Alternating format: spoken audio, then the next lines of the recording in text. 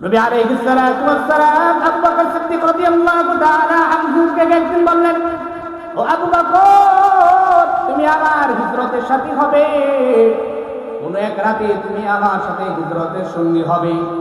আবু বকর সিদ্দিক রাদিয়াল্লাহু তাআলা এই কথা শোনার পর নবী আলাইহিস সালাতু ওয়াস সালাম হিজরতের রাতে আবু বকর সিদ্দিক রাদিয়াল্লাহু তাআলা আনহুর দরজার পাশে গিয়ে দরজার মধ্যে কড়া নাড়া দেয়, আবু বকর কোথায় তুমি? ডাক দিতে দেরি আবু বকর সিদ্দিক রাদিয়াল্লাহু তাআলা দরজা খুলতে দেরি করেন। নবী হতভম্ব হয়ে গেলেন, কি আবু বকর, গভীর রজনী গভীর রাত, তুমি কি ঘুমাও না?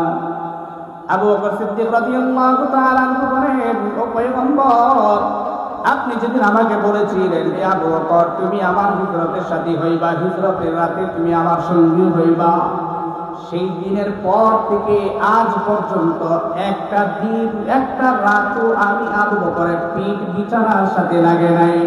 আমি আবু বকরের পিঠ দরজার সাথে লাগা থাকে। কখন নবী এসে ডাক দিবে, যদি আমি ঘুমায় যাই দরজা খুলতে দেরি হবে, কাফের বিমান বেদুইনরা নবীকে কষ্ট দিবে।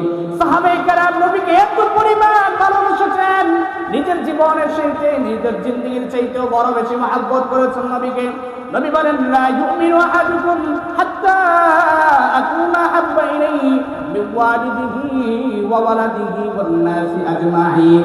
যতক্ষণ না পর্যন্ত তোমার পরিবার, সন্তান সন্তানাদি, আহাল পরিবার, সম্পদ যা কিছু আছে সব কিছু চাইতে আমি নবীকে ভালোবাসবা, ততক্ষণ পর্যন্ত তুমি পূর্ণ ঈমানদার ও মুসলমান হতে পারবে না, ঠিক না?